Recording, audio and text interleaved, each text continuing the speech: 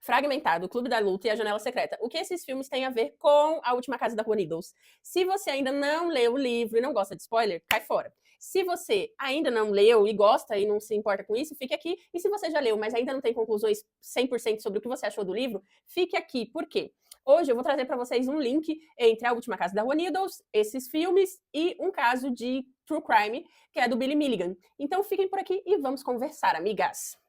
Vamos lá. A Última Casa da Rua Needles, ele vai falar basicamente sobre a história de Ted. Né? E ele vive na casa com a Olivia, que é uma gatinha, e a Laura, que é a filha adolescente dele.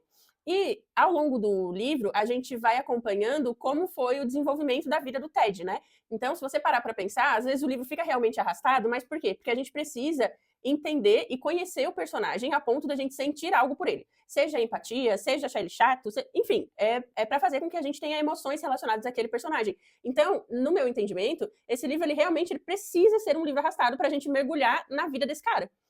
Conforme a gente vai mergulhando na vida dele, a gente consegue ter algumas informações sobre como ele é desorganizado, como a casa dele é suja, como ele vive no meio de uma bagunça e que é basicamente, eu acho que é a bagunça mental que ele tem refletida dentro da casa dele. Então ele vive no meio de sujeira, de bagunça, de desordem e solitário. Esse cara é extremamente solitário.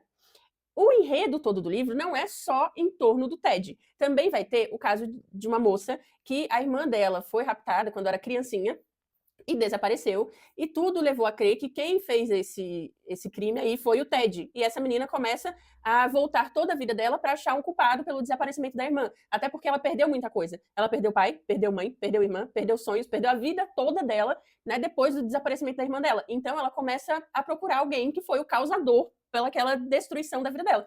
E ela encontra no Ted essa pessoa. Ela começa a achar que o Ted foi o responsável por essa coisa toda que aconteceu na vida dela e por ter feito o que fez com a irmã dela. E aí, gente, a história ela vai desenrolando devagar, tá? Daquela maneira, de novo, para você ficar confuso, entrar na história, é narrado de uma forma que às vezes você se sente meio que na cabeça do Ted. Então, assim, é um livro muito bem construído. E o que acontece? Agora vem o spoiler pesado, tá? O Ted, ele tem transtorno dissociativo de identidade, que é o quê? É um transtorno onde a pessoa tem múltiplas personalidades. Quando eu falo sobre A Janela Secreta, sobre o Clube da Luta, sobre Fragmentado, é justamente isso. Todas essas pessoas, elas têm esse mesmo transtorno. E elas se fragmentam para conseguir suportar as dores e as mazelas que elas passaram ao longo da vida, principalmente na infância. Esse é um transtorno que ele se desenvolve principalmente na infância, que geralmente são pessoas que tiveram um nível de trauma tão grande na infância que elas precisaram dissociar e se dividir para cada parte delas absorver um tipo de dor, senão elas não iam aguentar, o cérebro não ia dar conta. Então, elas vão se dividindo. E esse transtorno